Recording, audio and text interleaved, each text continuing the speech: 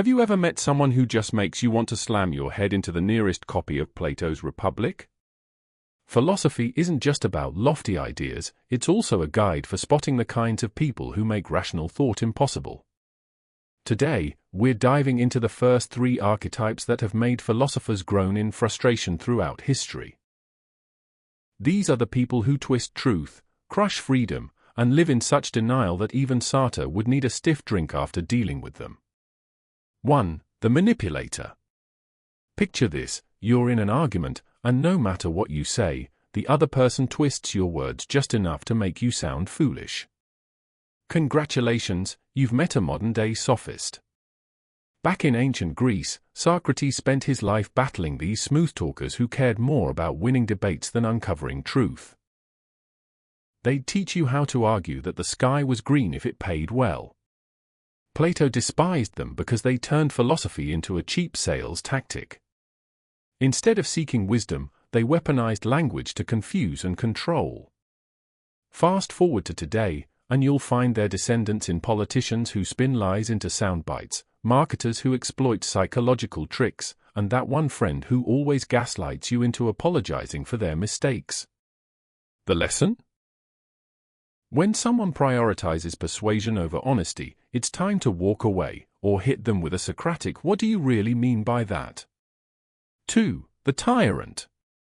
If the sophist is annoying, the tyrant is downright dangerous. In the Republic, Plato warns that tyranny isn't just a political system, it's a personality type. Tyrants are ruled by their own insatiable desires, whether for power, control, or admiration. They're the people who can't handle criticism, demand absolute loyalty, and see others as tools to be used. Philosophically, tyrants are slaves to their own worst impulses. Aristotle called them beasts in human form, and Nietzsche saw them as failures of self-mastery.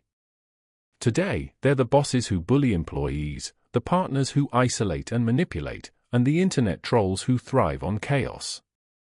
The red flag? Anyone who believes rules don't apply to them.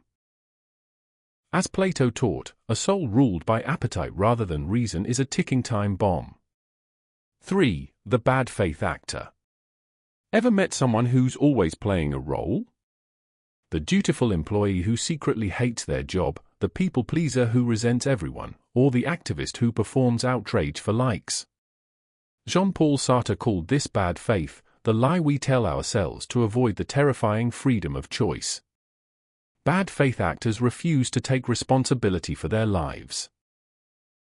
They blame society, their parents, or circumstances while clinging to comfortable excuses. Sartre's famous example? A waiter who over-identifies with his job, pretending he has to be servile rather than admitting he chooses to be. In modern terms, they're the folks who say, "I have to stay in this toxic relationship for job habit," when what they mean is, "I'm too scared to change." The philosophical antidote? Radical honesty. As Sartre put it, we are our choices. So if you spot someone, or yourself, hiding behind roles instead of owning their agency, it's time for an existential wake-up call. In Section 2, we'll explore 3 more facepalm-worthy types: the nihilist who drains all meaning, the dogmatist who refuses to think, and the narcissist who can't see past their own reflection. Trust us, Aristotle would have unfollowed them all. If you thought the first 3 types were frustrating, just wait until you meet philosophy's next trio of headache-inducing personalities. These are the people who either reject all meaning, cling blindly to rigid beliefs, or are so self-absorbed they'd make Narcissus himself cringe. From Nietzsche's warnings about despair to Kant's disdain for closed minds, history's greatest thinkers have left us plenty of reasons to avoid these mentalities. 4. The nihilist. There's a difference between questioning life's meaning and drowning in existential despair, and nihilists do the latter with gusto. Nietzsche didn't hate nihilism itself, he saw it as a necessary phase when old values collapse. But passive nihilists? They're the ones who get stuck in the void, declaring nothing matters, so why even try? These are the people who respond to ambition with "what's the point," and to joy with "we're all gonna die anyway." Nietzsche called them the weary souls who lack the strength to create new meaning. Today, they're the edgelords who mistake cynicism for wisdom, the burnout who drags everyone down with their apathy, and the armchair philosopher who thinks deep thoughts but never acts. The antidote? What Nietzsche called active nihilism, destroying old illusions to build something better.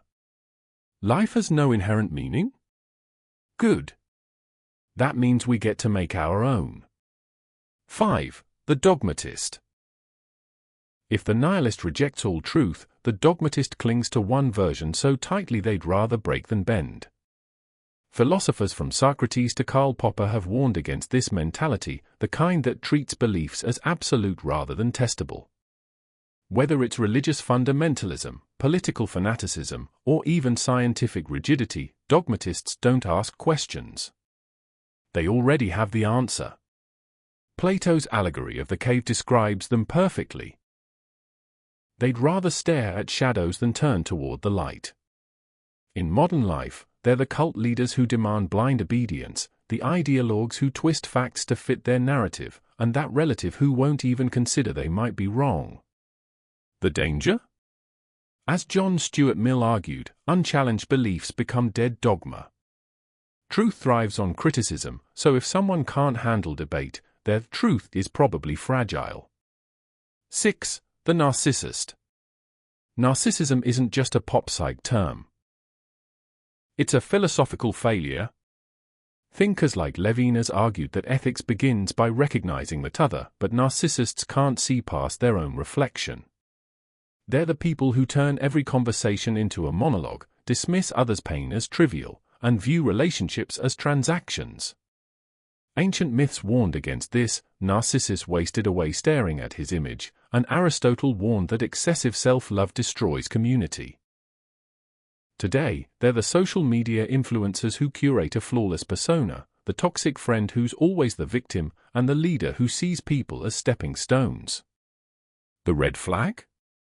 A total lack of empathy.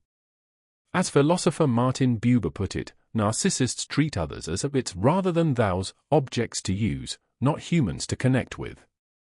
In the final section, we'll expose the last two facepalm-worthy types. The hedonist who can't see beyond pleasure and the post-truth relativist who makes reality optional. Spoiler, Epicurus would disown the first, and Habermas would cancel the second. We've reached the final two archetypes that make philosophers want to flip their togas in frustration. These are the pleasure seekers who mistake indulgence for wisdom and the truth twisters who treat facts like fashion trends. From ancient warnings about unchecked desires to modern battles over reality itself, these mindsets don't just annoy thinkers, they undermine the foundations of reason and meaningful life. 7. The hedonist. Not all hedonists are problematic. Epicurus, for instance, advocated for simple, thoughtful pleasures. But the unchecked hedonist? They're the reason Stoics wrote so many angry scrolls. This is the person who chases every high, drowns in excess, and treats others as means to their next thrill. Aristotle called this sacrasia, the weakness of will that prioritizes short-term gratification over long-term good. Ancient philosophers feared hedonists because they represent appetite ruling reason, like a charioteer dragged by wild horses. Today, they're the burnout partying into oblivion, the corporate raider exploiting workers for profit, and the dopamine-addicted scroller sacrificing sleep, health, and relationships for the next hit. The lesson? Pleasure isn't evil, but when it drives the cart, don't be surprised when it crashes. 8. The post-truth relativist. The most modern facepalm on our list. Those who treat truth as a matter of opinion. Philosophers like Eugen Habermas spent careers defending the idea that communication requires shared facts, but post-truth relativists shrug, well, that's your reality. This isn't healthy skepticism, which questions how we know truth, but lazy denial, which pretends truth doesn't exist. Plato fought sophists for this, called it logical egoism, and today, it's the mindset behind conspiracy theories, propaganda, and that friend who says, I don't believe in science. The danger? As Hannah Arendt warned, when facts become optional, power fills the vacuum. If no one's wrong, then no one's right, and the loudest voice wins. Final thoughts: how not to make philosophers facepalm. So what do all 8 types have in common? They reject one of philosophy's core missions: to think clearly and live well. Whether it's the tyrant's refusal to reason, the nihilist's surrender to meaninglessness, or the relativist's assault on truth, each represents a failure of intellectual and ethical responsibility. The good news? Philosophy also gives us the tools to spot and avoid these traps. Socratic questioning exposes manipulators. Stoic discipline counters hedonism. Existential courage overcomes bad faith. The next time you meet someone who makes you want to facepalm, remember, you're not just dodging annoyance. You're honoring a 2,500-year-old tradition of demanding better from others and from yourself. End screen. Thanks for watching. Which of these 8 types frustrates you the most? Drop it in the comments, and don't forget to like and subscribe for more philosophy that punches up, not down. See you in the next video.